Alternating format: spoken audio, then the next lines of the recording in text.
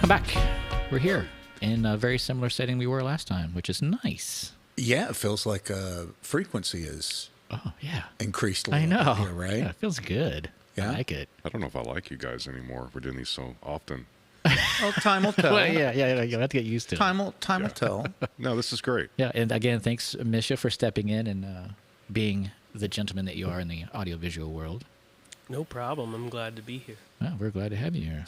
That sounded like that was forced to say, didn't you? But Sounded like he was reading it off a teleprompter. yeah, I promise that you're not being held against your will. He's over there gluing letters from magazines for his ransom. Escape.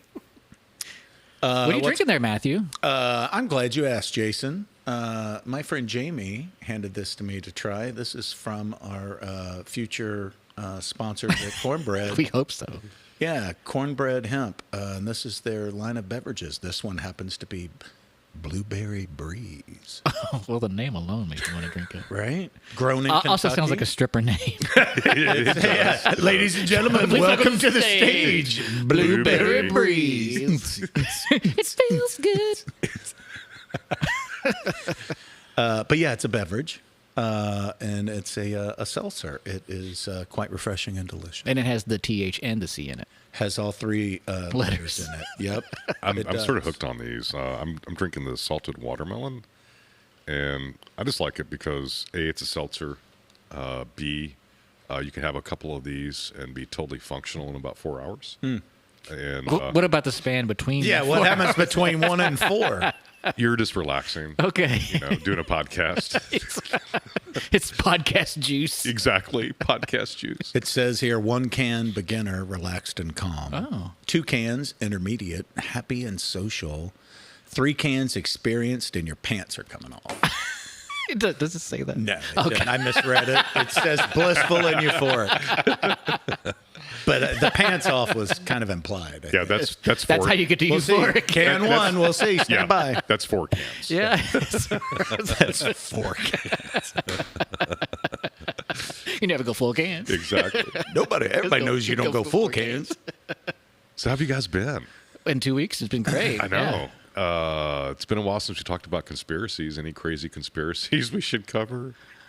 I feel like they've been overridden by real events that are happening. That's the lines between real and conspiracy are. It's getting. I don't know so if we have blurred. room for Well, conspiracy. the one that really got me personally was the whole Joe Biden is a robot. Yes. I missed that. And a clone at the same time Yeah, somehow. yeah. Wait How a could minute. you- I missed that. Yes. You missed it? Yeah, so Trump, was it Trump or somebody? No, it was on Truth Yeah, Social. basically said that Insinuated he's a robot? he was assassinated and replaced with a robot. In 2020 was assassinated and then was replaced with a clone and a robot? Yeah, yeah. Trump, Or a cloned robot. Trump didn't I endorse don't. this. Yes, he did. Yes, he did. 100%. Yeah, yeah.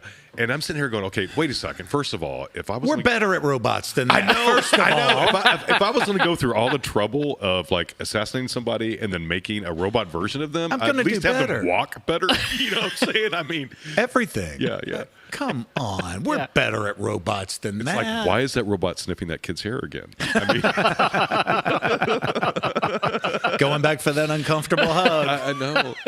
You smell different when you're awake. But that was one that got me. And then I guess the other one is the whole Elon Trump thing, right? I mean, I love the fact that breakup was forecasted right at the beginning. And then everybody sat back and watched. Between that and then, The 180. well, no, Or just before these. The fact that they can go back and look at these little snippets of camera shots with his eyes rolling and him looking like he's out of body as he's going through whatever ketamine adjustment it's real. yeah. Well, what some people are hypothesizing is that's his Neuralink malfunctioning. Oh. Yeah. Yeah. That's what I'm going to tell my wife after I've had 4 kids. My nose. My Neuralink is now functioning. Yeah, there's been a couple of shots where he was walking through, a factory floor, but just watching the walk and the eyes roll and the Yeah, it's bizarre. It's totally bizarre. But I don't see how you can backtrack the whole Epstein thing. You don't. You can't. He tried to apologize, Yeah, but it's yeah. like that you threw that out there. That Yeah. cheese is hanging out there. Yeah, Jim. the genie is out of the bottle. Yeah. Yeah. And I don't like the fact that now it's just a whole 180 thing. He's like, those tweets I sent out are I overstepped my overstepped a line. Yeah. Like, oh, I might have went a little too far. yeah. I wish you just go further away. Oh God, I know. Yeah, I was hoping it would be bigger than what it was. Like it happened, everybody got super excited about it, and it just like everything else, it just kind of feels as nothing comes out of it. Well, that's the thing is there's so much shit moving. I mean, everything's moving at like a speed. Oh, it's day by day. I mean, it's like so. The real question, if you were a true journalist, you would be like, okay, is there something here or not with the Epstein file? I mean, you have Kash Patel that's in charge of the FBI that has basically said, oh no, he killed himself. It's all all fine. And Bongiano, whatever. And they sent all that stuff out that was totally redacted. It's like, okay, are you lying, Elon? I mean, should we find out if you're lying? Because if you're a liar, should you be holding government contracts? I mean, you know what I'm saying? Right, I mean, so and have access to that much. So journalism is just, nobody's paying attention to anything. It's just like the shiny bright object. Yeah. Every day. Yeah, and also being a journalist and being out in L.A. right now and being shot with rubber bullets, which has just been insane. Yeah, and hopefully we can cover some of that a little bit later too. I was with shot our at guest. the protests in 2020 here. Were you? Yeah, I was working. Oh, Did you have footage? Yeah, getting footage. Did you have a press badge or anything on, or I had press shirt on. did you? Were you shot with a rubber bullet or No, the pepper bullets. Ooh, pepper bullets? What And are then those? they did flashbangs and yeah, it was pretty traumatizing. I bet. Well, what's interesting is, whenever we were having, in 2020, we were having all those protests. And I had a lot of family members texting and calling saying, hey, I hear Louisville's on fire. I was like, no, it's really just like 2 blocks. We're fine. Like, and the same, around the same time, we went to Portland.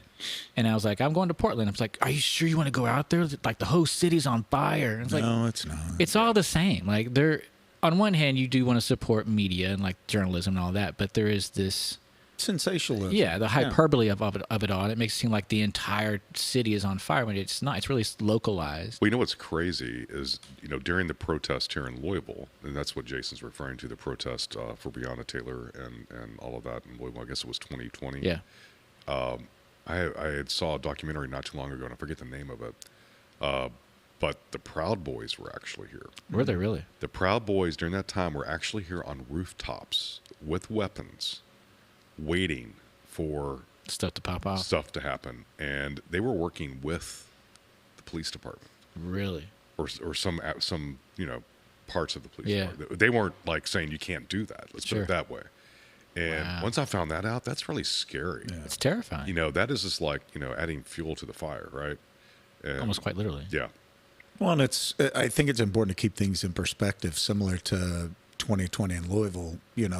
I was glad to hear the mayor at a press conference yesterday, the mayor of LA mention, hey, we have 500,000 square miles of peaceful Los Angeles here. This is 2 blocks. Yep. Our city's not burning. Our infrastructure's in place and doing, our police are able to do what they need to do. Like, everything else was hyperbole. And everything else was sensationalized because somebody had an agenda that didn't align with what was actually needed on the ground in LA. Their agenda was very different. And so you paint a different picture. And fast forward 24 hours later. Oh, have you seen all the riots in LA?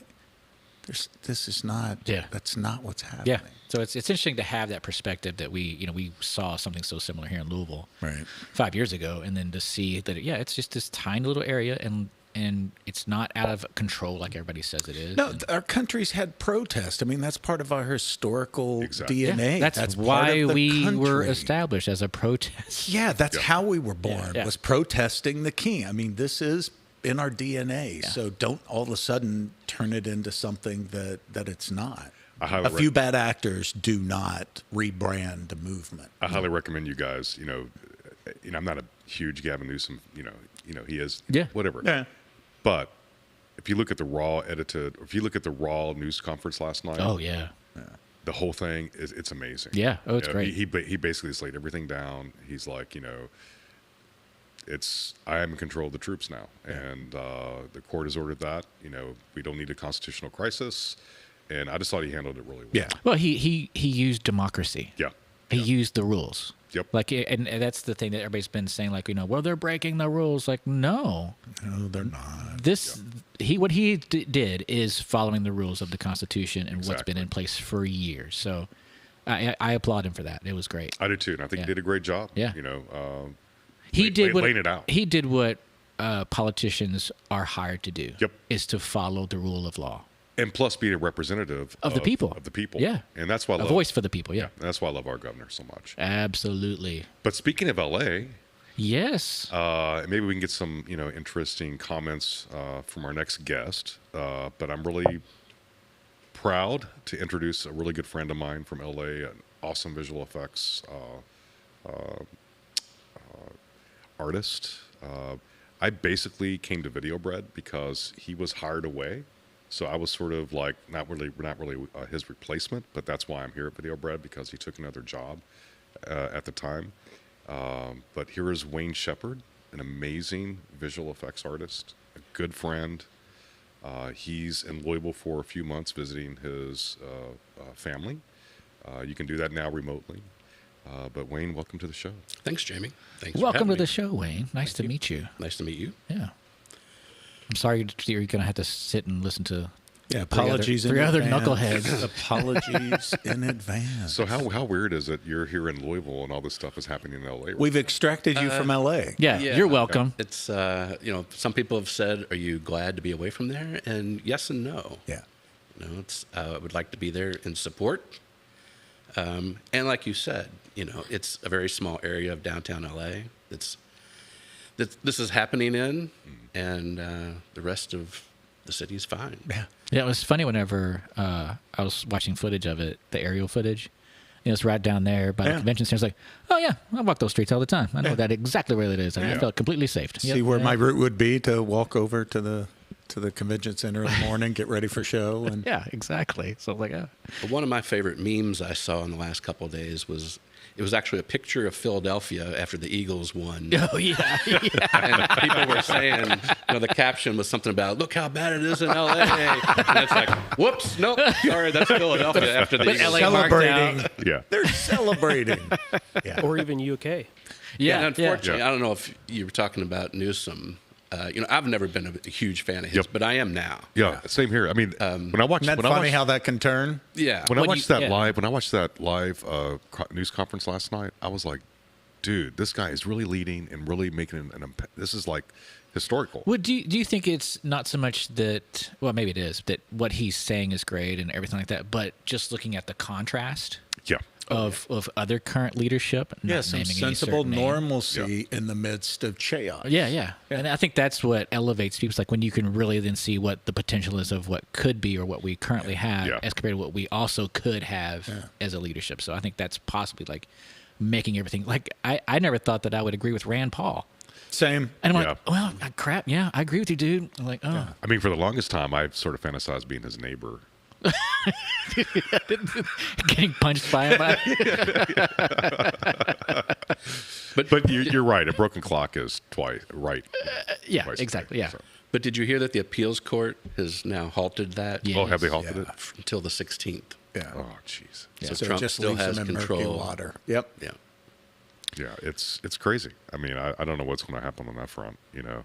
Well, And it's- California in general. I mean, you're seeing a lot. You're seeing a lot of people leave. You're seeing the film industry really start to. What are your thoughts on the film industry right now? well, let's before you answer that. Yeah. Can you give a little bit of your backstory, a little bit, Yep. a bit of your origin story? Because like, what do you do? What's Thank your you. involvement in the world and in production? Oh gosh, in the world, In the world, it goes so far back. it's a long story. History. I started out here at Video Bread as an editor. I transitioned and went to Cincinnati for a few years and got into visual effects in Cincinnati. Met a girl in Cincinnati who was It's always a girl. there's always a girl involved. She was a 3D generalist, but her set goal was to become a character animator. Oh, cool. So she convinced me to go to LA because that's where character animators go. Yeah. And I had learned a specific computer system called a Quantel Henry in Cincinnati. And there were like 9 of them in the country. And they were most in New York and LA. So with that knowledge going to LA, it was an easy transition to make. And then I worked for a company called Editel, which was one of the first, they were in Hollywood, it was one of the first electronic editorial companies in Los Angeles Oh, wow. that had gone from cutting film literally yeah. with razor blades to electronic editing.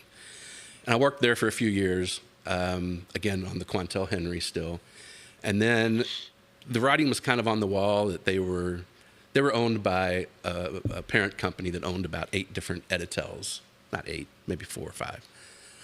And knowing that they were kind of going under, I started researching, starting my own business. And they had just bought me a new Henry for my suite, which at the time was $898,000. So Unbelievable. I actually took over the lease on that machine and started my company and took clients with me. And at the time, I was doing all the Hispanic market Sears commercials, which was a small gold mine. Wow. Really? What? Yeah. And so, what year was this? And this was 1998. Okay. Yeah, a long time ago. Yeah. Yeah. So I started my business off of that clientele. And not long after that, well, when 9/11 happened, I don't know if it was Yum Brands at that point or whoever it was, folded all that advertising back into their general market in Chicago. Was it Tricon before that? Before Yum? By 9/11, it was Yum. Was it Yum? Okay. Yeah, But I was Tricon thinking so. prior. So they folded that into their general market advertising in Chicago. So my client lost all that business. Oh, wow. So I had to, and I tried to keep things diverse already at that point. And at that time, I started getting into film work. So I ended up buying a machine called a Discrete Logic Inferno, and that could do film resolution because the Henry could never do film resolution work. Okay. And kind of transitioned to doing feature film and music videos, and that just kind of snowballed from there. Discrete Logic ended up being bought out by Autodesk, Oh, okay. and now it's Autodesk Flame is the software. They used to have Smoke, Fire, Inferno, and Flame. Combustion was a low end And one. Combustion was Yeah. a low end one. Yeah. And they were all different software packages that had slightly different features. And now it's all Flame. Everybody's using Flame. It's just one package now. And it runs off of a Mac Studio is what I run it on now. Is it still an how's that- Autodesk product? It is. Okay. How's that running on the studio? Pretty good. It's beautiful. Yeah. Yeah. The new studio, like Yes. a M4 or No, I'm still running M1. M1. Yeah, that's And what I still have at home too. It's plenty. Yeah. And I actually still run it on one of the old trash can. Oh, really? Pros Oh, dude. Really? as a second system. Oh, wow. You can get those now for like $400. I don't on believe- yeah, I'm eBay- so on not eBay. surprised, yeah. Like maxed out on eBay. Really? Yeah. Now it runs way faster. Sure, Yeah. sure. On the studio. Yeah, and it quieter, I'm sure. And you can also get it on a Linux machine. Okay. It runs a lot faster on a Linux machine as well. But for the majority of what I do, I don't, doing TV show work. I just don't need, a big Linux system, and Right. I just prefer the ease of the Mac operating system. For like an editorial geek like me, which package do you find better? I guess it's Flame versus Nuke is really the options Oh, out. absolutely. Yeah. So Flame is still heads and shoulders above Nuke. Yeah, I mean, Nuke does have I guess it's called Nuke Studio, that can do a little bit more in the editorial end of things. A lot of the big film houses will use Nuke when they're going to have, 50 compositors working on something. But in a small shop like me, Flame can just do everything. And, not that Nuke can't do everything, Yeah. but it's just much faster. And, not to knock any Nuke artists, because there's a lot of great Nuke artists, but Flame artists are kind of a different breed. Oh, my interesting. opinion. Yeah. So, yeah. So, is your area of expertise, is it editing or is it motion graphics? Or, Well, I was an editor or for all a of the long time. above? I've kind of done a little bit of everything. Yeah. Jack of all trades, master of none. I was an editor, in my early part of my career, and then I became a compositor. So it's mostly 2D compositing. Yeah. When I was on the Henry, I was doing a lot of high-end motion graphics compositing for broadcast design packages. Yeah. There was a particular company called Pittard Sullivan. If you've ever heard of them, They were huge. Yeah. Yeah, they did multi-million-dollar network packages, and a lot of it was for European networks. Like ProSieben was a German network that I did a lot of work. Well, Quantel was a European product too, right? It was, Yeah. It was from out of England. Yeah. So that was a lot of motion graphics back then. Then I transitioned into more of TV shows and feature work. Very cool. Well, and along those lines, so Jamie had shared quite a bit with us about you prior as we were trying to think of guests to have on. And I guess one of the main things we wanted to talk about is, so recently you've become a big MAGA content creator. And I wanted to ask a few questions. I had two main questions. One, who do you think you are? And two, how dare you? Matthew, it's Make America Graphical again. It's Oh, different. Sorry. very different. Sorry. Nope. My bad on that Well, one. the funny thing is, Wayne, Cool. you know, I thought that was under the section of not to talk about. No, it was. You're right. My bad on that. Just jumped a bullet. So, okay. Wayne has worked on so many like just amazing like films and television series, and I think Jason's walked out of every one of them. Yeah, I have. Yeah. I think the only movie Jason's walked out of is the movie 300. Yeah. Which we talked about in our last show. Yeah. You did not walk out. I did. We literally talked about it on the show. Do you walking out? Yeah. But it wasn't In the theater. But it wasn't Yeah. because of the movie. It wasn't because of I love the movie. right. But I wanted to have Wayne. It was sweat for a because the second. kids that were running around, Well, and you said you had a hard time believing the airbrushed abs, but aside from that, you were. So well done on the graphics there. I hated that movie. Here we go, listener. Now we're getting to it. Did you have beef with Snyder or what's going on? Yeah. So, so it's interesting from the behind the scenes, from the work profile. Why did you hate that movie? What was the? I loved that movie. I didn't know if you had a was, great story of some technical challenge that drove you nuts. There was a lot of technical challenges on that film. You know, at that time, most film had switched to digital Yeah, cameras. yeah. Right. And what year are we talking now? And it came out in 2007. Yeah, I think 6 or 7. Yeah. So you're I think it talking came out in 7. 5, 6 for production work. That you Right. had? Okay. Yeah, we spent about a little over a year working on it. And what was your? And sorry to interrupt, but what was your part of the whole production? So I did compositing on it's about 2.5 minutes of where Leonidas climbs the mountain. Yeah, yeah. And has the conversation with the E4s. Yeah, yeah. And then the Oracle. Okay, cool. Did all that. Yeah. sequence. That's exactly the moment when that kid was running around in the theater and I had to leave. How'd you like it up until then? That's good. I wasn't paying attention. I was watching this little kid run around. So, yeah. And it cuts from the Oracle right to Jamie's favorite shot in the entire film, What? which is Leonidas naked Yes. from the rear, Yeah. looking out over. Yeah. You've talked about that quite a bit. Yeah, pretty I almost like still talk about that. aggressively so, really. I think about that before I go to sleep every night. Most people count sheep. I count asses. That was his profile pic on his social channels for a good 6 months. So that film was shot 35 millimeter. It was still shot on Was film. it really? It was. I don't know that I knew. Really? Zach, yeah, that was one of Zach's things. Oh. Which is so ironic because seeing the end product, you would never, I mean, It looks so processed that it doesn't. And it was. Yeah. It was. Good. I'm glad I noticed that. But keying off of film, you know, it has its advantages and disadvantages. Sure. And at that time, that whole film was shot blue screen. Almost every single shot in the film was a blue screen shot.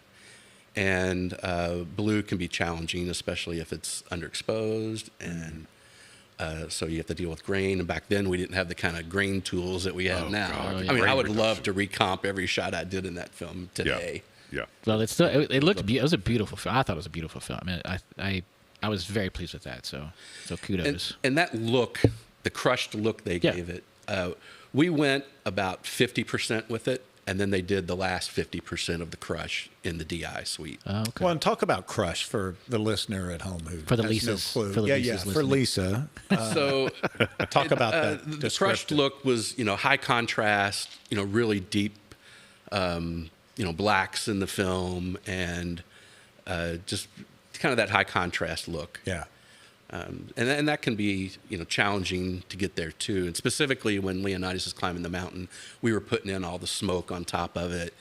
And to get that right in compositing, and especially when they're going to be crushing it more after the fact. Oh, yeah. Because that's the thing. Because you're not the last step. Right. And that's where I look at it today and I'm like, oh. Like to touch that again? Are you seeing banding or what do Oh, you? no, not band. Yeah. Well, it was a challenge to not have banding. Yeah, for exactly. sure. That's what I'm looking at as a We did. And then, but in the final product, you don't see it. Yeah. Yeah. Well, there was a lot of added. Looked like a lot of added noise and grain to the top of it to help establish that, Right. or to diffuse that some of that. So Yes. Yeah. And grain does help get rid of your yeah, banding. yeah. That's cool. And the Oracle, a lot of people are confused about how that was shot. She was shot in a water tank to give her that floaty look. Yeah. And her hair flowing like it was. Yeah. And there was a lot of bubbles in the water. The water got dirty throughout the shoot. Is everything by hand at that point? At that point, it was. Wow. And because, again, we didn't have the noise reduction tools that we have now. Yep. And her wardrobe, what there was of it, was very, Very sheer. very translucent and sheer. Too much, in my opinion, man. So to pull keys on that, Oh, wow. I mean, I've got patches all over the place, just keying different areas of that. But it was a lot of fun. It was a lot of fun, but a lot of work. Yeah. Any idea, if you had to take a ballpark guess, how many hours devoted just to that We said moment 2 you were just describing, or the water tank? There were probably, can't remember how many shots of her in the water tank, but probably 10 different shots of her. And it's really hard to say because, we would work on it. Yeah, pop and then- around. And the interesting thing about it was Warner Brothers, they weren't real excited about that film from the beginning. Really?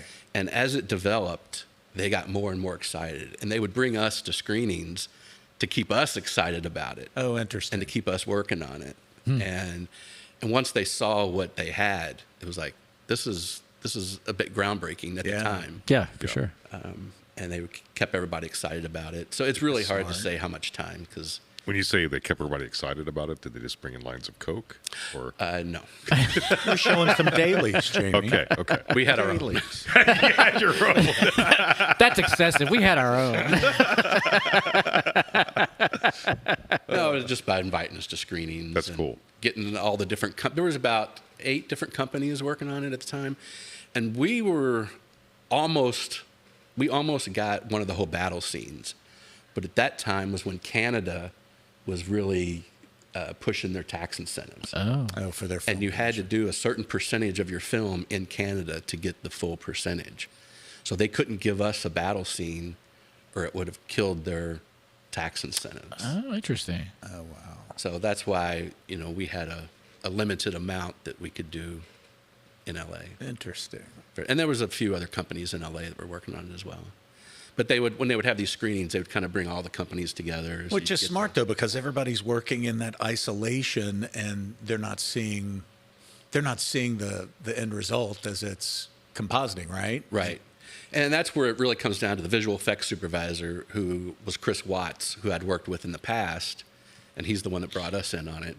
So that's his main role, is to keep everything consistent among all the different companies, which is a huge challenge. I was going to say that in its own right. Oh, my gosh. Yeah.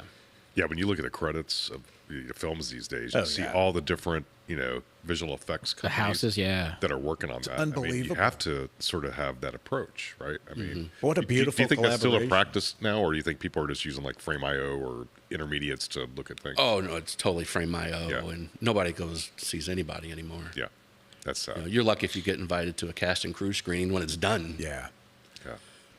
Yeah. Oh, that's sad. Yeah.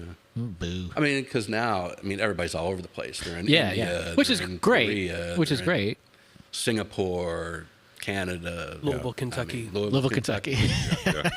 Sure. Yeah. But that's got to be hard to, even more so, to make it all consistent. Because there are so many eyes on it and so many different aesthetics and so many different people of different calibers of talent. And to bring it all together to make something cohesive. Like, people keep saying, like, it's a wonder that anything gets made, let alone it be good. So I can't imagine the challenge of making that all, the consistency work.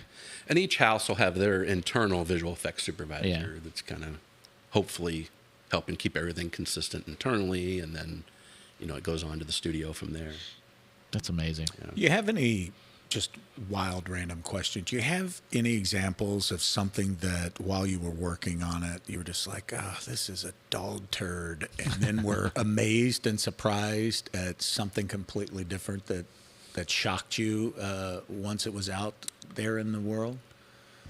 Gosh, that's a tough question. I feel the way about my own resume sometimes. Yeah. I mean, this we all looks have terrible. spidey senses about our work, and it's kind of a nice surprise when you're you're wrong, because as you get older, you get right more and more often, right? That spidey sense gets a little more tuned in and accurate. Like, no, this is a total dog turd, and it's going to be one. I mean, I've was definitely curious worked if you on were dog surprised. turds that have stayed as dog turds. Well, I knew that was the easy question. That's my follow-up. But, you know, I would say that I've been really lucky in the projects that I've been involved with.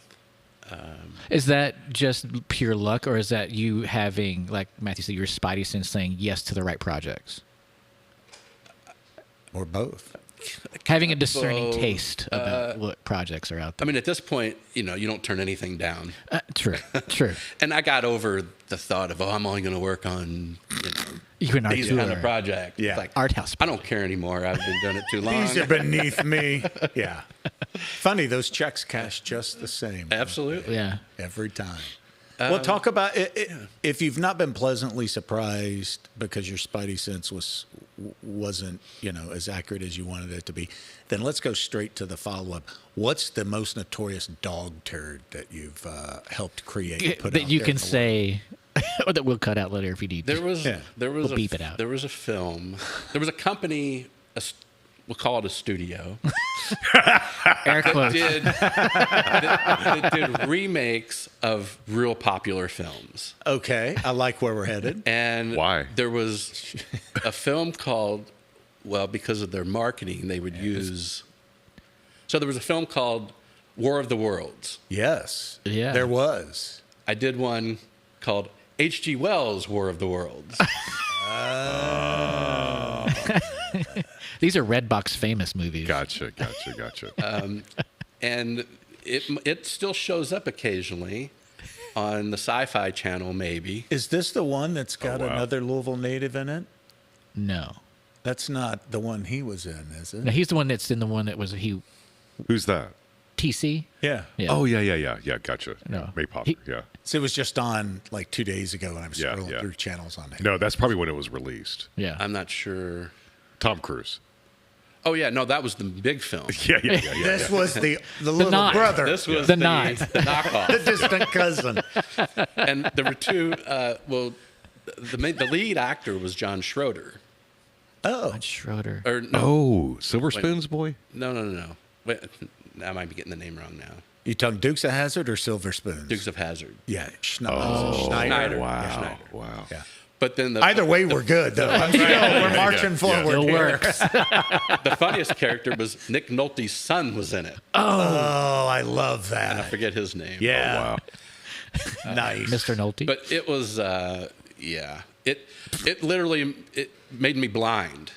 How did it make you blind? It was, I did it so cheap, and then I was working so many hours on it, and the stress of it, and I was about to come home to Louisville for a while, and I jumped on an airplane, like literally the morning after staying up all night finishing yeah. this film, and then I got to Louisville, and I literally went blind in one eye. Whoa. And I had a blood vessel that popped in my eye. Oh, my Stress God. From the related. stress and not sleeping. Oh, And I was running around with an eye patch for about 2 weeks. Well, that's cool. That was the best part about working on that film. I got to wear an eye patch. Who's the pirate in 3D up in front in the plane? Shit. My God. Or that, or he's part of the Proud Boys. Again, One of the how Avengers dare gonna be you, here, and Nick who do you think Fury. you are? So that was That's hilarious. that was a rough one. That sucks because for us, like I do a commercial spot. At least that goes away after a while. Yeah. Like this is like you'll a be at long home and you're process. flipping through it and it's on the Sci-Fi Channel. It Oh my God! chases you. Do you go blind every time it comes on? I can't, PTSD. He doesn't have to worry about it because it never comes on. I can't remember for sure, but I think I requested not to be in the credits. But I You will went say- as Shane Wettinger.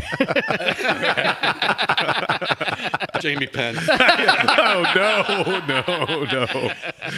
But I will say the visual effects supervisor is somebody that I've worked with a lot, and he's brought me a lot of big films. Yeah. And TV shows mostly, like Breaking Did Bad. your was one. relationship continue Oh, yeah. after? Okay. Yeah. He brought me Breaking Bad later on, Better Call Saul, Raising Dion, which was a Netflix show. Yeah.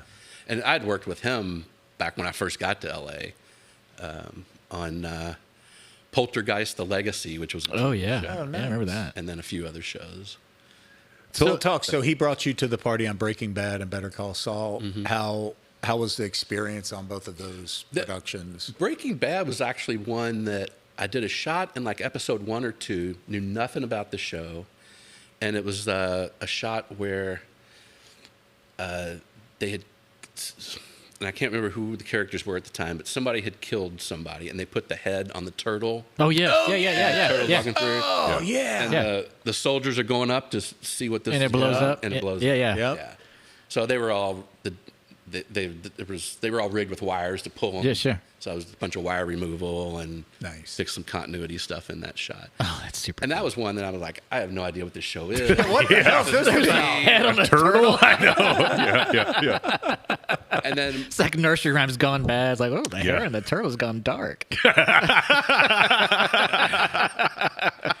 and my favorite part of working on that show, and probably the most well-known part, was in the finale. I did the whole scene with the 45 caliber machine gun in the trunk of the car. Oh, that was you? Nice. Oh, dude. Doing all the chaser fire, Yeah. and Yeah. all the destruction on the building. Well, that was even fascinating in the narrative within the story of how that was rigged. It was what a great scene. Oh yeah, and then Such a even, great even series. I mean- MythBusters. Yeah, they redid. right. They Yeah. did a reenactment to see, hey, are we able to do this? Yeah, like the Yeah. only criticism they had was the distribution of the shots would be more on the ends of where it would. get to Yes, the where end. it would hit for a second Yeah, and- longer. yeah, on the and that was like the only ends. Should have critique, been yeah. more dense, but so fail, Wayne. Yeah. Damn it. Yeah, fail. you should be fired. You're never working in LA again. Guess I'm staying here. It's a bullet pattern. But I mean, consultant. he's worked on everything. Like he worked with Chris Carter on the X-Files movie. Most recently, I guess you finished up. What's Danny McBride? Gemstones? Righteous Gemstones. I didn't work on the last episode, or I'm sorry, the last series. Gotcha. Did you do the Last previous season. seasons? I did seasons 2 and 3. Oh, cool. Oh, nice. And I thought I was going to work on 4, and then that's when Warner Brothers started buckling down on budgets, and they ended up keeping it at their bigger houses and stuff like that. That's cool. How was That your was a lot of experience fun. in 2 and 3 with that great, group? great. Bruce Brannett was the visual effects supervisor. I'd worked with him for years, and it was I loved that show. It was so fun to work on. It's hilarious. It's like it reminds me of, it's similar to, we've talked a bit about Chris Guest and that sense of a troupe that he builds. It's similar to Danny McBride, where it's almost like a theater troupe Right. for this medium, but it's like once they find that group, it becomes a very tight-knit family, and what great Well, work comes out of and that. it makes sense too because you have built-in shorthand. Yeah, And you- familiarity. Yeah, and you can finish each other's sandwiches Yeah, to borrow yeah. from Arrested Development. But Yeah. yeah, you get that sense of we all had the same sensibilities, we all had the same humor, all the same vision to Well, it. not all. to mention the energy then and the comfort Yeah. on the set. And it translates. That totally translates. Yeah, a mad respect for Danny McBride. And, Yeah, I would pay money to be on that set. One of those shoots with him and Just to see the Walton interaction. Goggins. I mean, all those Well, guys. to see all the stuff like Baby in between, Billy. like what they're doing, because it's not just Yeah. like they just turn it on and the camera rolls. I'm sure Yep. that there's a lot of stuff back and forth between shots and that makes its way into the Yeah, absolutely. Well, from what I heard, Baby Billy stayed in character. Yes. Yeah. Seriously. The whole Yeah. time. Oh wow. You don't be on sucking old man's dick. Unfortunately, I never got to go to set. Bruce kept saying, "Oh, we need to have you." They shot it all in South Carolina, Right. Which is his backyard. Yeah. right? And Danny has a farm down there. Yeah. And Bruce kept saying, "Oh, we got to have you come to set." And then COVID was, that kind of stuff happened, and Shit. Boo. so I never made it down there. It's like, Damn it. that. So Yeah. you say you've worked with a lot of the same people over and over. Is what I find with in Louisville that it's a pretty small community of people that work in this, and even in the event business that Matthew and I also work in. So do you feel that even though LA is this huge hub for all this production, that it is still a pretty small community of people that kind of all seem to work on the same stuff together? It can be. I think people that, especially supervisors and producers, they always tend to come back to their same people that get the work done. They feel safe with that. can meet their Yeah. budgets and stuff like that. Yeah. In terms of artists, they're all over the place, and it's so much project hire that you never know who's going to be available at what time. Yeah. I've been really lucky, and I keep to about 5 or 6 key artists that I tend to bring in because I know their I know what their abilities are, and it's people that have been doing it as long as I have, and we work all on the same system, so there's no trying to fix somebody's shot that was working in Nuke or things like that, and I can send them a shot. I know when I get it back, I'm not going to have to touch it. You got that shorthand, I'll check it out, and then I'll send it off, and vice versa. Because, people that I'll do the same kind of work for as more of a freelancer at times, they'll bring me in. Like, I'm working on an independent feature right now that a buddy of mine, Jeremy Hunt, is doing through his company. And same thing, he knows if he's going to send me something, I'm not going to send it back to him until I know it's going to meet his expectations. Right. So, yeah, and so I think within each person's team, it is a small. Yeah. But there is a lot of people to pick from, but I tend not to try to venture out because you're going to have to. Why would you take the risk? Learn somebody's. Yeah, you got to start all over again. Right. The level of product, the aesthetics, all of it. Yeah, and it's all under a deadline, so the faster you can make it happen, it's just easier to pick someone you know. Right. So do you feel like because there are so many people out there in the Rolodex of talent, do you feel it's a very competitive market to get into? Talking to young people out there right now that are getting into visual effects or editing or motion graphics. It's so tough right now because people that have been doing it as long as I have are out of work. Yeah. So when youngsters do call and want advice, I don't know what to tell them right now. Yeah. Really? And and especially a lot of kids that have come out of schools like Savannah School of Art and Design. Yeah. We have a famous story of a guy. We call him $12 Phil. I love this already. Yeah, I'm in. This goes back. Sorry, Phil. Yeah, Phil's a great guy. Yeah. But anyway, Phil. Is he still $12? Inflation, Jamie. This goes back 13 to probably pre-300, so early 2000s. This young guy calls. He's in LA, sleeping on somebody's couch, looking for work, and will do anything. He'll do roto. He'd already done a lot of roto, but he was fresh out of Savannah, and he's like, I'm like, okay, well, what's your rate? He's like, I'll work for $12. And I'm like, Phil, don't ever tell anybody you'll work for $12 an hour. Yeah. I was like, I'll give you 20. And I'll charge the client $125. So Phil comes in, and I get to know Phil, and he had graduated with a master's in visual effects from Savannah School of Art and Design, and was told he was going to go to LA and make billions of dollars. Yeah. And he had $100,000 in debt. Yep. Oh, God, that's terrible. And I'm like, you're not going to be an attorney. You're not going to make attorney money or doctor money. And it was like, Yeah, that's what I tell kids. How old is Phil now, do you think? Phil is probably mid-30s. And what's Phil doing?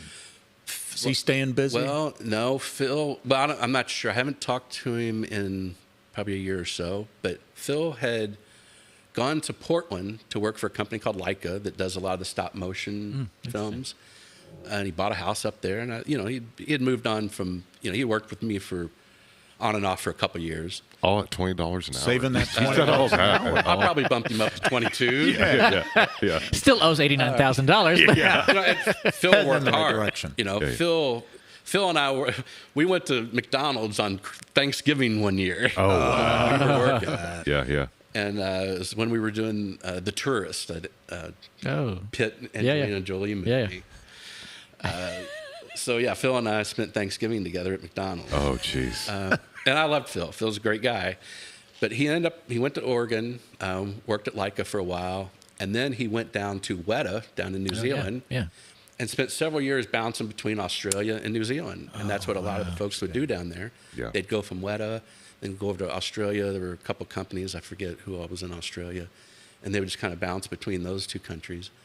And he was originally from Florida, and he came back to Florida for a while, and I'm not sure where he is right now. Wow. Well, last I saw him on Facebook, he was traveling with his mother in Italy. Wow. Now, Becky was in New Zealand for a while, right? Mm-hmm. Yeah. She went down to Weta for a while. How was that? Becky's the girl that I moved to Los Angeles with, who was the character animator. Thank you for connecting the dots. Sorry. Random How dare name drop you. there. Sorry about that. When we first moved out there, she worked at Metrolight Studios. Okay. It was a long-time animation company. And then she went to Rhythm and Hughes and was a character animator at Rhythm and Hughes for like 12 years. And that was the place. Yeah, that was I've heard the of it. place. Resident Hughes, yeah. She was doing Alvin and the Chipmunks and Garfield and Scooby-Doo and those kind of films. That's cool. I loved the original. I loved the Scooby-Doo remakes. I thought they were so good. I mean, I really did. My kids love those movies. Yeah, I still do. When you're drinking more of that. Exactly. You're almost at 4 cans when you're at Scooby Doo level.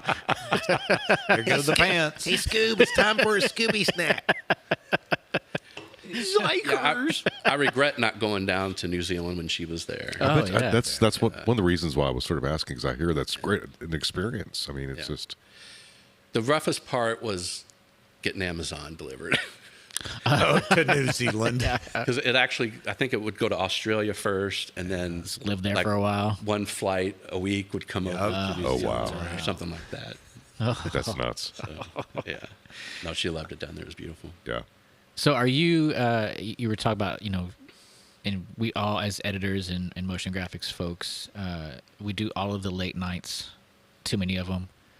As your career progresses, do those get less and less, or do you still face it all the time? More and more. Oh, don't say those words. And part of it was, starting my own business. Sure, yeah, that's 24/7. Right. Yeah. And I would end up producing and supervising during the day and doing all my compositing at night. Catch up at night on your own stuff. Yeah. Yeah, And and part of that's just because that's the way I like it. Yep. yeah. I can concentrate better. Yeah. Quiet at Yeah. the night. Yeah. Yeah. I really enjoy that too, actually. If I had my druthers, I'd much rather just work through the night and just forget mornings, because mornings are just like, whoa, emails. Yeah, I need to and work. I'm the same way. Like I feel like I can focus way more because there are very little distractions. Yep.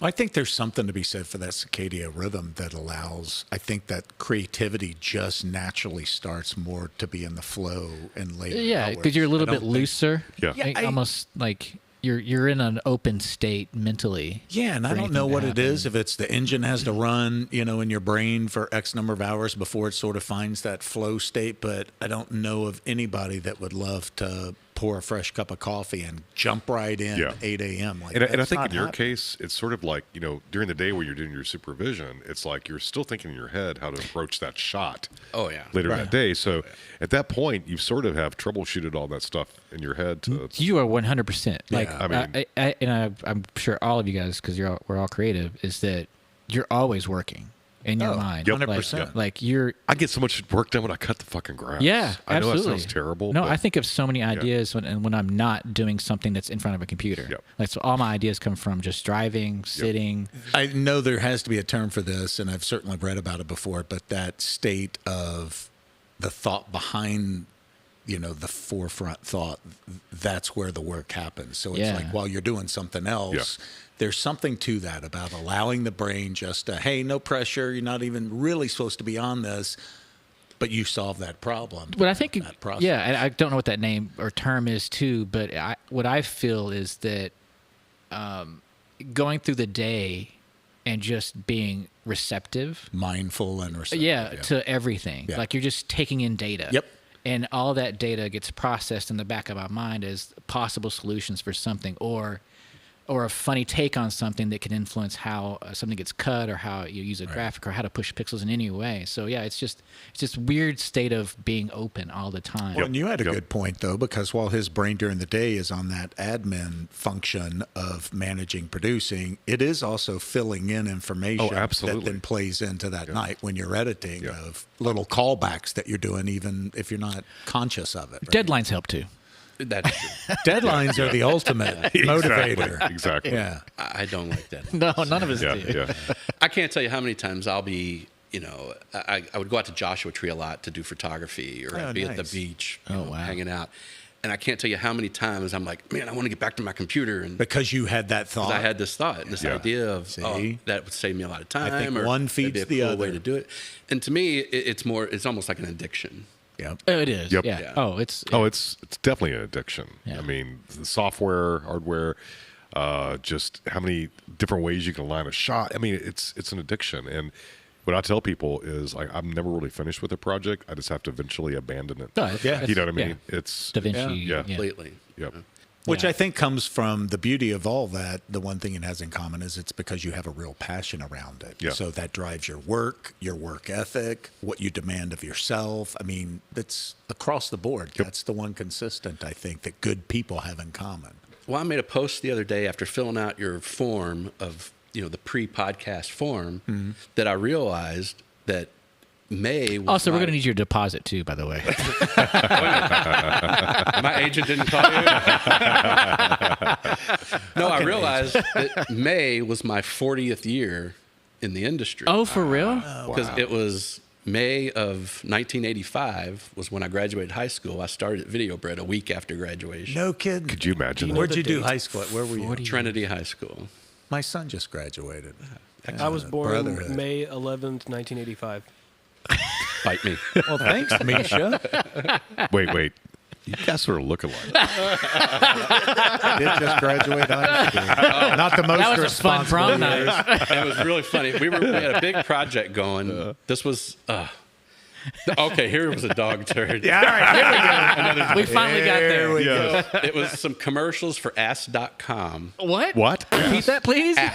Ask. Oh, That did not enunciate that way at all. I'm the guy over here excited So- because the 300 movie. I like was so acid. close to checking out the URL. beep boop beep boop. So somebody else had been doing these commercials, and the agency pulled it because it was a disaster. And I don't remember who was doing them or anything like that. I think they were being done in Australia, actually. And one of the commercials, it was on a big stage, and it was like a big song and dance Broadway type thing going on. Okay. And they're carrying in Kato Kalin Oh my God! of OJ fame on a chair, and it's doing this whole song and dance. Oh yeah. And in the background are all these browser windows popping up of people searching Kato Kalin and stuff. Well, they hadn't cleared the rights of any of the stuff on the screen. No. Oh my God. And not only is it being projected on the screen, all stuff that they had pre-produced in After Effects, and on the floor, it was all being reflected onto the black muslin Oh floor. no. So not only did we have to replace everything on the screen, but we had to had to replace deal with the all the floor. reflections as well. Oh wow. And there's probably 50 dancers On top And of all it. that on mess. top of all of it. So we had to bring in, I think we had like 20 roto people. We had 5 or 6 After Effects artists redoing all the graphics. jeez. And then we're doing all the comping on top of that. And somewhere in the process, when I had my office in Venice, I had a loft upstairs. So I had a lot of my personal stuff there. And I was flipping through something, and I found my picture, my high school graduation picture from Trinity. In your And white, did they still do the white spiked tux hair. jacket? Yeah, The dinner the white jacket? tux. And we're all getting a big kick out of it. And I was saying, "Oh, this was 1985." And this one roto artist says, "Oh, I was born in 1985." Leave the room, kid. Leave the room. What's funny, I mean, in between stuff, you would tell me that like you did some stuff for Delta where you would do blood removal in movies that were in-flight movies. That was actually for Miramax, was the Miramax. client. Gotcha. And all the films that would be shown on airlines, Yeah. we'd have to do certain things of if it was blurry nudity. Sometimes I would actually put clothes on people. Like one time there was a stripper on a stage. Never thought as a high schooler you'd be doing that, did Like you? this. I've done penis removal. I've done, and then The worst thing is when you're working on this and somebody walks into the room. They're like, "Whoa, what are you doing?" It's like, "No, I'm really working. I'm really working." so in blood, they would always make blood really red. Yeah. And we would tone it down to make it actually more like real blood. Yeah, Oh, yeah. rusty. Yeah. Almost like oil. Yeah. For what was going to be on the airline because people were contained in their seats. And depending on how many different airlines would buy that film as to how much they would want to spend on it. So if, at times like there was a stripper where I made Pasties. kind of a bathing suit. And actually she had like bottoms on, And I took those, flipped them, and duplicated them. Wow. Turns out So it all matched. vertically flipping 2 triangle panties makes a bra. Exactly. Her breasts were really hairy, though. It was weird.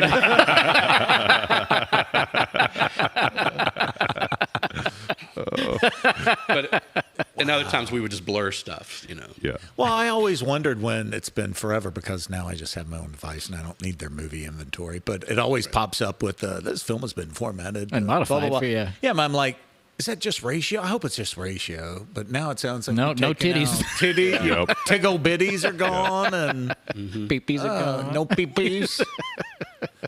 You remember those? Remember like back in the day, like during that time, during that era, probably was when airlines actually had CRT model. Yeah. Oh, yeah, yeah. Yeah. Like down every 3 rows. Yeah. And it's like, you know how dangerous that would be. Yeah. I mean, if You know, if they came loose? And yes, I mean, it's like my God. Yeah. Yeah, that was around the time that Never land. I know. More like never watch. So, a quick aside here. so good. Matthew and I were flying out to San Diego, I believe. It Yeah. was several years ago. It was probably 2007. Yeah, it was 6, early, 7, yeah. somewhere in there. And it was around the time that movie Neverland had come out with Johnny Depp. And it was the time where they had like the CRTs every, and so like that was just the one movie that they played on the plane. Yeah. And so we got on the plane in Atlanta for our connection, and this guy gets on, and there's like a group of guys, and they're all with some beer company. I don't remember which one it was, but there was one guy that, They're heading to a convention. Yeah, out So in San it's Diego. mob mentality, Yeah, yeah. bunch of men. and it's an alcohol company, so they're pre-gaming. Yeah. Yeah. And so this one gentleman that he sits in front of me, and I see him sit down, and they're kind of all cutting up and everything. He gets up with a water bottle. It's clear. Goes to the bathroom, comes back, and it is brown.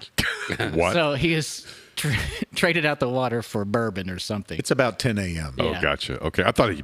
Okay. No, no, Brown, no. brown. Okay. He had put Okay.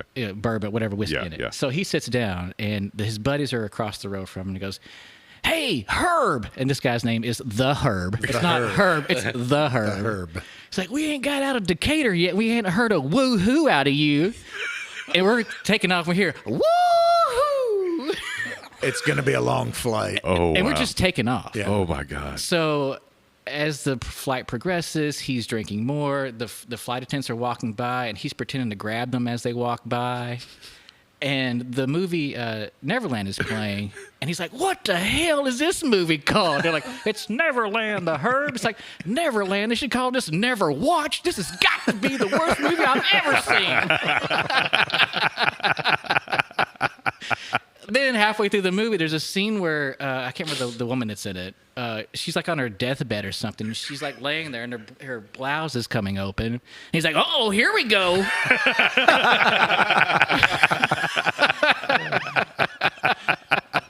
So, yada yada yada. Yes, those are dangerous things. Those CRTs are quite I'm dangerous. telling you, man. Oh God, those flights are terrible when you experience something like that. Oh yeah. Oblivious. I guess Yeah. I guess I missed this lawsuit. It happened in March, and apparently there was a dude in first class sitting next to a female CEO, and he was masturbating. What? Yes. What? And she's like going to the attendants and saying, "This dude is like wanking next to me," and she's like, "My boyfriend does that all the time." It's What? awful. No. The flight attendant? Oh yeah. So I think she's either won a lawsuit or she is. What airline? Please don't. I think it was. Don't. I don't want to. It was either American or Delta. Yankee Airlines. It was either American or Delta. And Wow. yeah, and it's like I can't believe. What? No. Yes, absolutely. I'll right, I'll well, send you let's guys look that it up, article. Yeah, it's. Well, anywho, so we got off track there. Wow. Yeah, Wayne. So how was your flight? Entertaining yeah. for me. No. Yeah. So, what are your projects are you working on right now? Anything cool? I mean, I know you're here. What's for the Louisville. thing that excites you? Oh boy, that's a lot. That's a lot. Or back to Jason. Yeah, What there's projects a are lot you of working different on? questions. They can go a lot of different directions. I'm working on an independent feature called Closure. Okay. It's about a guy that goes to different prisons to investigate whether they should be closed down or not. Oh, interesting. It's kind of a Thriller, I believe. I don't know too much about it. And I actually went out to Cave Hill Cemetery to shoot some elements for it because Oh, really? there's a cemetery in front of the prison, and I guess there ends up being a death of some sort, and the guy's trying to dig up the body or whatever. Were you digging up? Were you digging up? No, It's for a film, guys. no, I just Those went to cuffs see are too family. tight. Opposite. Exactly. All these rings off these bodies are for a film. So when they shot it, it didn't look like a big enough cemetery to be outside the prison. So I went expanded. over and shot some Oh, cool. tombstones. Nice. and Nice. Put them in. It worked out pretty well.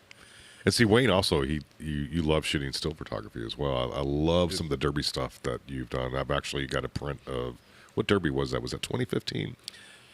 I'm not sure which one you have. Pretty sure it was It's 2015. either 16 or 17, I think. Yeah. 17 was the one I like a little better than 16 now. It was beautiful. The sky, whatever the sky was just gorgeous. But yeah, man, I get, I see His some landscape pictures. stuff. Oh, I know your landscape stuff is just beautiful, dude. Oh, cool. I mean, It's hard to go wrong in Southern California. Oh, I'm sure. Yeah. The sunsets. Especially if you're shooting around Joshua Tree. It sounds like you've been up there a bit. And, And we've been lucky enough to live at the beach down in Redondo Beach. oh, I love that Pretty area. much the whole time. We lived in Hollywood for 6 months. And then there was helicopters over the apartment Yep. one night. And Yeah, Enough of that. Yeah. Redondo's a great area. well, I remember I started knowing Wayne when, Video Bread had parties. It was called Video Bread parties. And I'm like, okay, yeah, Video Bread party, whatever. I just got out of college. I know what real parties are for. And then No, you didn't. Then I went to a Video Bread party. I was like, holy I went to one. shit. Headliners, Oh, yeah. Christmas. Oh, yeah. Maybe it was right after I moved here. Steve Helm brought me. He was like, "Hey, Oh, you yeah. should meet these guys." And I just remember one of the principals shirtless on stage, and was like, "Yeah, well, these guys let it all hang out." Yeah, it's literally. crazy. So that's how I met Wayne because Because he was on stage with his shirt on. no, well, no, it has happened. He's not denying it. It wasn't pretty. well, back in the old days, for the kids, to look at an editor's style, we didn't have YouTube, we didn't have any kind of like social media, we had nothing. So the only way you could like look at somebody's editing style was to actually, pull a tape and play it. So Wayne had done just amazing demos for Video Bread at the time, and they were like on 1-inch or beta or whatever. So I would finish an edit for the day, and I would go back and pull one of those old demos, put it up and look at it and be like, man, how did he do that? And then try to figure Oh, just out. out of curiosity, Yeah. figuring out how the work Yeah, I was like, process. how did he, and I would try to, but that's how we sort of became friends. Because when he came in, it's like, I remember telling him, it's like, I know you. And he's like, I don't know who the fuck you are, man. I don't know who you are. And He said that 20 minutes ago. yeah. Yeah. But one of the funniest stories he told me after we started knowing each other was the time you told me when you first moved out to LA. And, was it your father or stepfather was a police officer? My dad. Your dad, yeah. So he always had a scanner. And so he's out there in LA. He's moving into his apartment. He has a scanner on, and he's like, shit, man, that's a lot of stuff going on. And he's still, doing stuff, and the night's going through, and he's like, Jamie, he's like, at 2 o'clock in the morning, I was like, fuck, they're going to run out of police. There's so much shit going on here, man. They're gonna run out of police. And I just remember that being your quote, and I was like, oh my God, that's... I didn't know which story you were telling. I do remember that.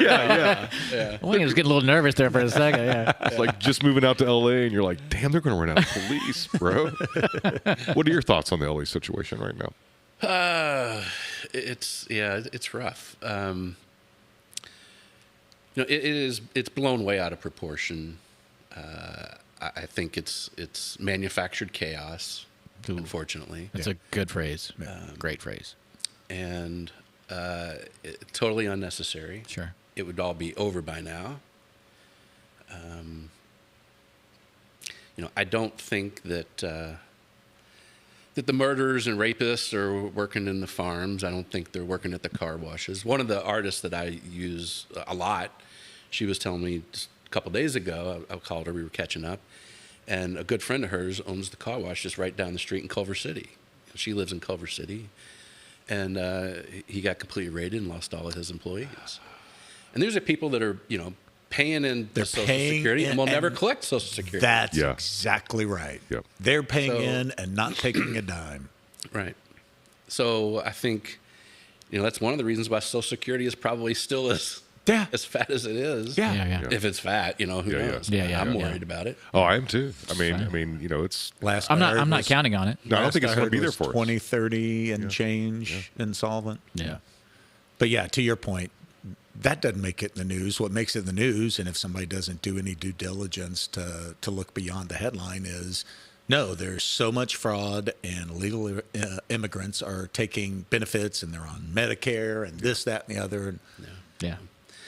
And LA was fine until this started happening. Fine, except that the fact we're still rebuilding from the fires. Right. So Yeah. this is the last thing we need. Absolutely. Yeah. Is this kind of chaos when we're Yeah. still, the national, as you were talking about Newsom earlier. Yeah. In his press conference last night, he's like, the National Guard has been protecting Malibu and it's been protecting Pacific Palisades. Yep. Now they get all pulled from that yeah, now their job has to shifted. protect ICE, Yeah. agents that are, rounding up Yeah. Yeah. people working That- at the that- Home Depot parking lot, Yeah. And it's Yeah. funny because when I got to town Derby week, I was moving into this apartment that I've rented for 6 months Here in Louisville, you're here in talking. Louisville. Okay. And, we were buying furniture a piece at a time, just kind of piecemeal, just for temporary. And I needed some help moving some stuff.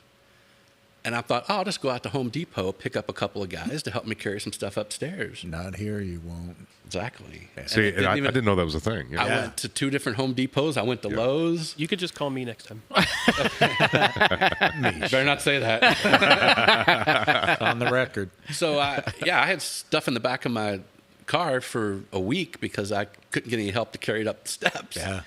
That's amazing. And I didn't even think about, I thought, okay, are they hiding out? Sure. Are they getting run off? And it's not that it's not that like Kentucky is not short of migrant workers because we use migrant workers all the time, but it's just in a different context. And Yeah. yeah. And then I was, asking somebody else earlier this week, and they said, yeah, that's really not a thing. Yeah. A guy that's actually in the restaurant industry. Yep. And That's wild. I said, yeah, it's really not a thing here. And at home, I mean, Yeah. you can't go to Home Depot and not see, or U-Haul, any U-Haul location. Which is Gotcha. pretty brilliant. Think Yeah, about it. You're yeah. coming here to get something because you're Yep. working on something. I can help you work on something. Absolutely. Hop in the Absolutely. car. And I would love to help you out by, Yes.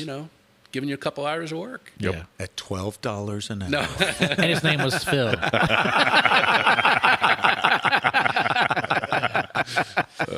Well, to your point, yeah. I mean, I think it's worth repeating. We were talking about it earlier, but in terms of what's going on in LA, but protests aren't illegal.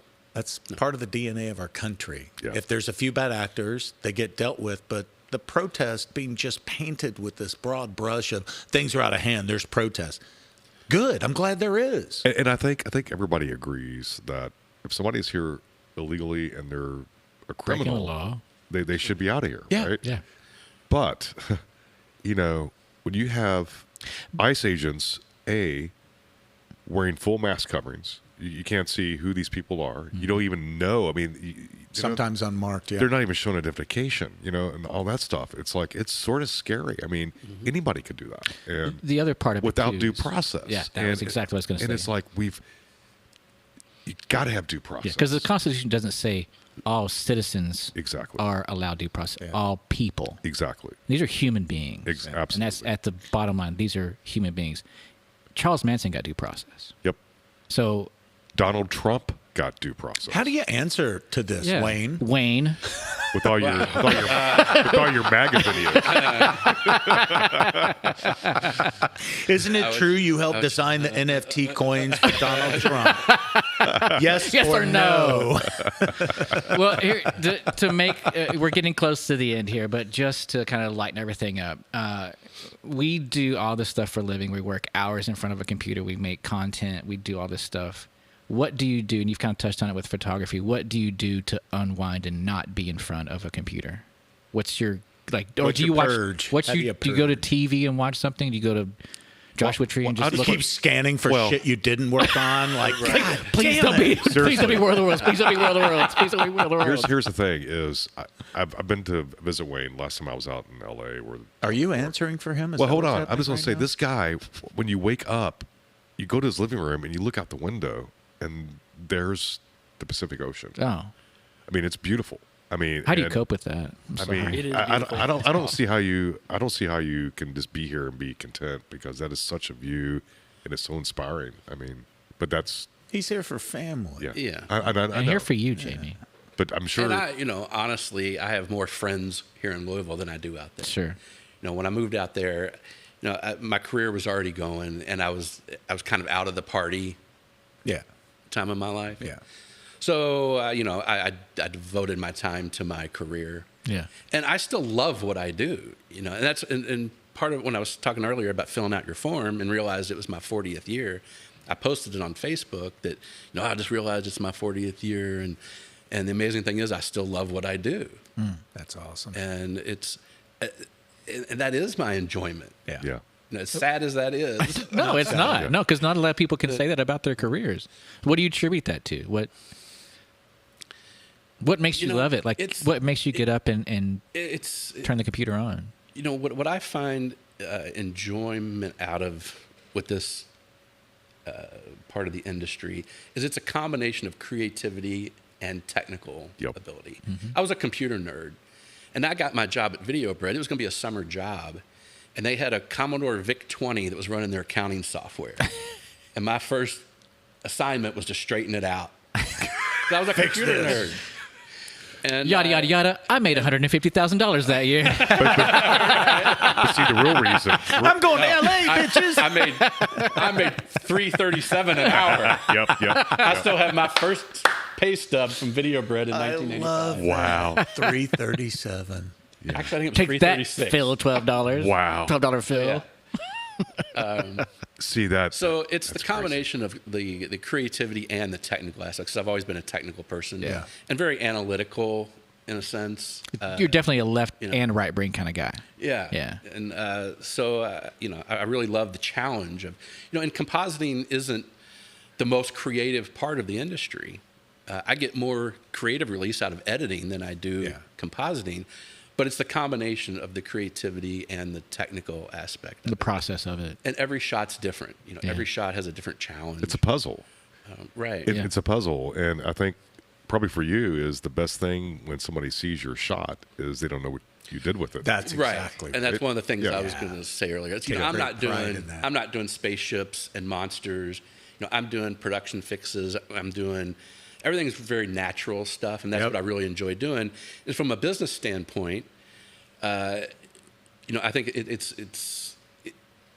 it's rewarding in that I don't send the shot back until I know it's done. Yeah. So it's not going to come back and forth 5 times Yeah. and blow through Yeah. a bunch of budget.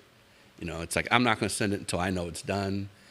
And there's so many different types of shots. I'm starting on some monitor burn-ins now, or iPad burn-ins or phone burn-ins, and because they shoot them all with Yep. nothing on the screens. Yeah, yeah. I'm putting all that in, and every one of those has a challenge to it. Because did they shoot it right? Yeah. Yeah. Yeah. Did they shoot it with green on it, and when there's no reason to do that anymore? Yeah. And the tracking, having to track stuff, and it's To Jamie's point, if you're doing your job right, most people won't know what your Right. work is. and it's funny. He's taking all the boobs away. Wait, no. No. There was a Breaking Bad meme a couple days ago, and I reposted it and said something about it was fun working on Breaking Bad and Better Call Saul. And the favorite note I ever got back from a shot was on Breaking Bad from Vince Gilligan, the creator Yeah. of the Yeah, yeah. shows. And I was doing I do a lot of wound enhancement. And so I love what that's called. and on my post I said wound enhancement. In parentheses I put blood splatter. So it was a guy got shot in the head, and it was a blood splatter. And the note from Vince said, 2 Walking Dead. 2 Walking Dead. I knew exactly what he meant. And of course he was right. Yep. And I just dialed it way back. Let's remove some particles and It looked too fake. And just, 2 You know, Walking you know, Dead. I also call bourbon wound enhancement too because I sometimes end up the next morning with a lot of bruises that I didn't know about. So Oh, that's awesome. Wound enhancement. So going back to the question, so the job itself is rewarding enough that you don't feel like you need to like step away and re-energize. and when I do, it's photography, Yeah. you know, or, I started swimming a lot last year. Oh, wow, good for you. Oh, interesting. Trying to get back into a little more exercise. I've never been as we were talking about earlier, the working all night. I've never been the type guy that gets up early and goes to the gym. Yeah. Obviously. Yeah. So Same But here. at some point, that shifts to, I'm not looking for biceps and to pull out my guns. It's, I just want to be on the earth a little longer. exactly. Yeah. Functional. And I'm at that point. I just wish I don't want it to hurt when I get out of bed. How do I do something for that? if the gym had free bacon in the mornings, I would be there every morning. Is that all it's missing? Free bacon for you? I mean, seriously, Free I bacon. love bacon. Free bacon. Just such a random thought. I mean, when you do things for bacon, I would do anything for bacon. Wow. Oh, yeah. Now I know. I mean, the not secret. anything. Matthew, your invoicing just got a lot easier. Yeah. Bacon. We found this pool down in San Pedro, and it was part of the old Fort MacArthur. Oh, And it overlooks the L.A. harbor. So you can sit there and swim and be looking over the L.A. harbor. Is this where you try to go when you're swimming? Yeah, that's where we go. Oh, It's like- that's awesome. And it's a public pool, and nobody knows about it. And it's $2. hidden little gym. $2 a day. Oh, I love that. Yeah. And it's a really nice drive. It takes about 20 minutes to get there, but it's a drive along the coast. 20 minutes along from like the cliffs. Redondo area? Yeah. Okay. And you just go along the cliffs of Palos Verdes, and Yeah, it's a beautiful drive. That's a gorgeous drive. Now, you've got a website too for your photography, right? I do. WayneShepardPhotography.net. And I really highly suggest listeners go to the website. There's some beautiful stuff. If you love horse racing, beautiful derby stuff. Yeah, is let's just post amazing. that link Yeah. on the There's going to be a on the new episode. I've been working on a new site for 10 years. Oh, we all have. Cobbler's kids have Yeah. no shoes. Mine still says the website coming soon. I've been in business for 10 years, so yeah. Yeah. But the And real then before we leave though, I know we need to wrap up here soon, but the real reason you were brought to Video Bread is because you were a fucking horse junkie, right? Or your family was a horse junkie, and Bob and Dave were horse junkies. Yeah, I met Dave and Bob at the racetrack. I'd been Yep. going to the racetrack since I was 8 years old. No And kidding. My uncle owned some horses. And when my parents split up right before high school, so I'd moved in with my aunt and uncle. And my uncle would take me to the backside, and we'd go out to the track. Oh, cool. Then he ended up, he started forming horse syndications before horse syndications were a thing. And he had a group, he was a doctor, and he had a group of doctors and a couple lawyers, and they formed a horse syndication. And we had run into Dave and Bob several times at the track, and they ended up doing a sales video for him, because one of his partners was a guy who was vice president of Philip Morris up in New York. Oh, wow. And so he's like, I know a lot of people with deep pockets. So he ended up with Jimmy Dean from Jimmy Dean. Really? Who was in the syndication, and a bunch of pretty big players. Oh, interesting. And that's how I met Dave and Bob. And when they were shooting his interview video out at the backside, I was probably maybe a freshman in high school. It might have been before then. And they were like, they put the headphones on me, and they said, now just put your fingers on this knob and don't let this needle go into that red You're area. just riding the volume. Oh, that's awesome. And then my uncle and I were going to dinner one night Oh, we used to go to Pat's Steakhouse. Oh, yeah. yeah. And we were driving down Crescent Avenue, which is where Video Bread originally was. Okay. Right there on the corner, across the tracks. And Dave was standing out front. And we said, hey, Dave, come to dinner with us. With And the shirt on, hopefully. He did. And at dinner, he was like, so what are you going to do with the summer? I was like, well, I'm about to graduate. I'm looking for a summer job.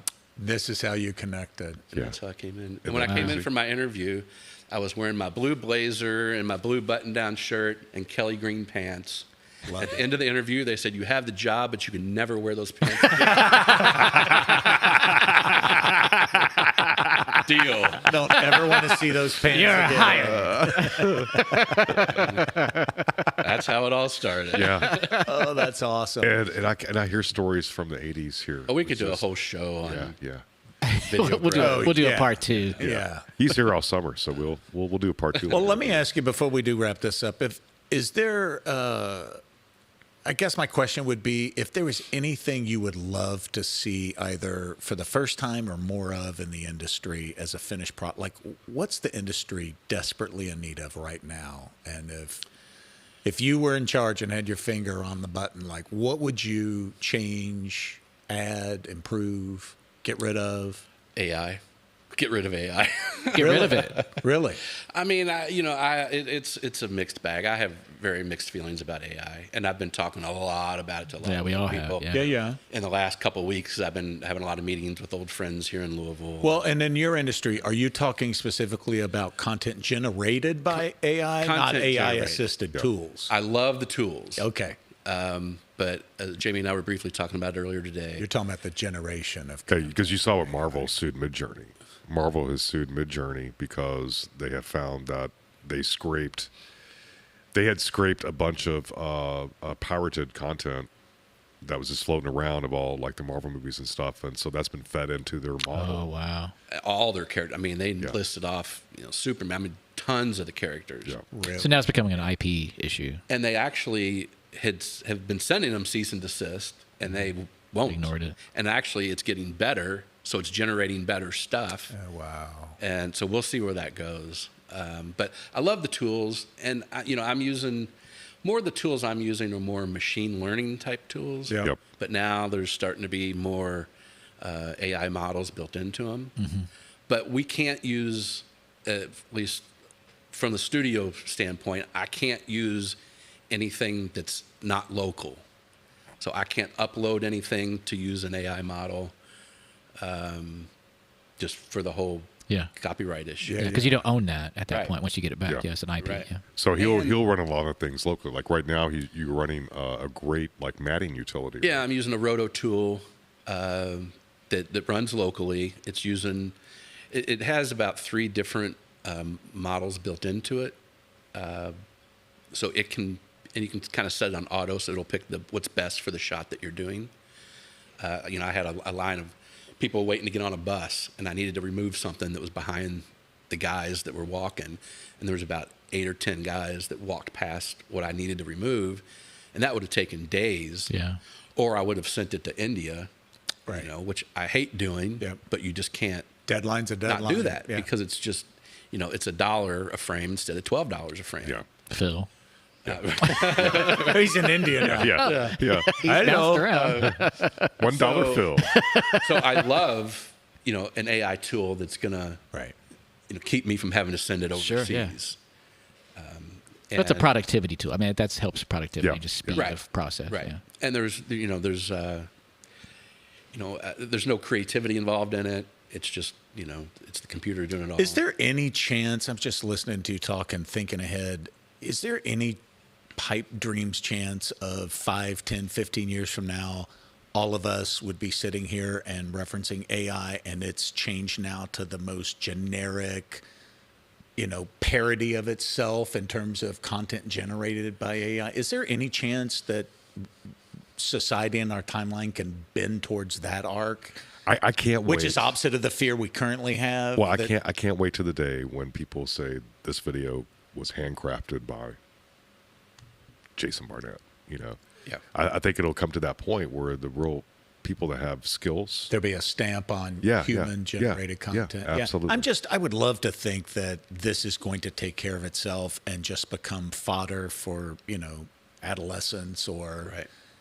something in that regard, where that there's a distinct delineator between, hey, there's just more of that crap. What entertainment, fine, whatever, Absolutely, yeah. if it's 20-second scrolling format but then hands off everything. I just would love to think that's how it plays out, but No, I think you're right. I think there will always be, because we're humans and we, for the most part, have an affinity to support other humans.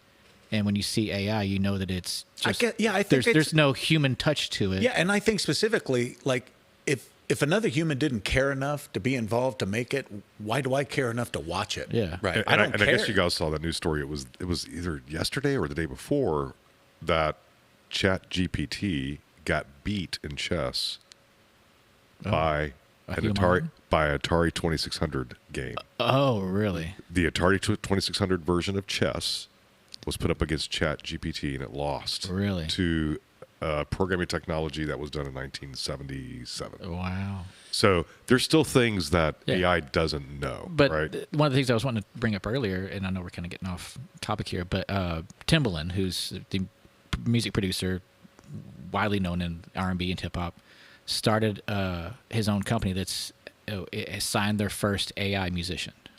She's a singer, quote unquote, and he's starting a record label that is going to be like 100% AI artists. Yeah, I just don't care. I don't. Do not. Yeah, I think it's interesting. Like, why? Like, Yeah. how is that?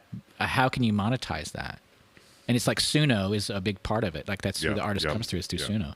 So how do you? I mean, how does that become a money making thing? Like, there's no person behind it to perform. I just don't see how all these, there's gonna be a bunch of shit music. Well, of course. I mean, there is already. and there right? is, and those Yeah. are made by humans. Can you? Yeah, I know, It's even I know. less, and good with it Yeah. being. It's just so. I remember, Generic. and Wayne, you might have a little bit of thought about this as well. When we had the Chiron back, when in Oh, yeah. post production, Well, I remember Chiron. you had maybe 4 fonts, right? Yeah. I mean, because fonts cost so much money, Yeah. right? And a And- very specific color palette. Exactly. Right. And I remember the day when Photoshop came, and it was like, oh my God, you have all these fonts, and it was like, at some point, there's too many fucking fonts. I just want to go back to Clarendon. You know what I mean? Right. Sometimes Comic Sans. sometimes the less options allow you to work and have more creative freedom, I think. I was talking to a director last week, and we were talking about this, and he said, "Is this going to be another one of those points where we start to compromise again, like we Yeah.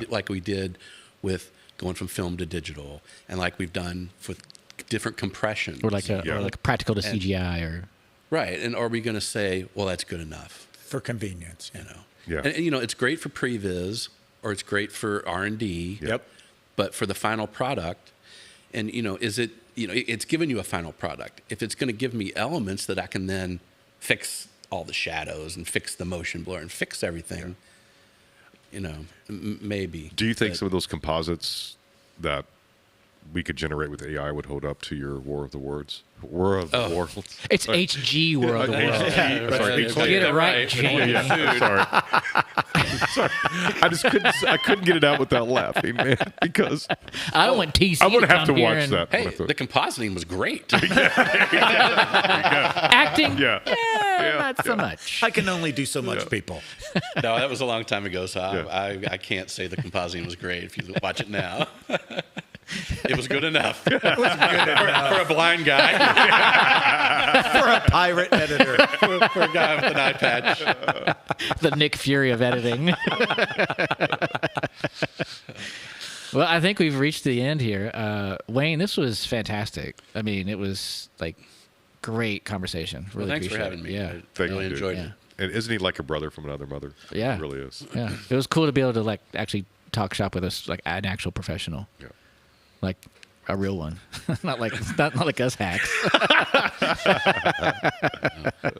But thank you for stepping into this. So appreciate it. Yeah. Really enjoyed it. And again, if there's any insider trading to be done on those NFTs that you help create, just Your meme coins keep you us got in. going. Yeah, keep us in line. And what were plug some of NFC your is no fucking Trump, right? Now you're talking. Yeah, we should just end it there. Now you're talking. Yeah, any last plugs like your website for photography again? What was that? All about? Photography was WayneShepardPhotography.net, and that's just a smug mug site at the Okay, moment. cool. And then at thepost.net's my At the post. At Okay. thepost.net. Yeah. Cool. Well, thanks, guys. We'll do Thank it again. you. Next Wayne. time we can talk about my work on Marley and Me, where I had to neuter Marley and Countryside. Oh, you son of a bitch! Did you kill him? Did you kill Marley? I didn't kill him. I just neutered him. He had to get rid of his package, if you know what I mean. Yeah. Bob They used Barker like would be proud. They used like six different dogs throughout the movie, All who had balls. except when it was a little puppy. We did what I called addictomy. They used a female puppy, And you went in and, and changed we had to the add gender. a little penis on the. Nice. Stories from beyond the edit table. A little dick in me. Edidictomy. On that note, thank you, Wayne. I think that's our credits. Don't you? I mean.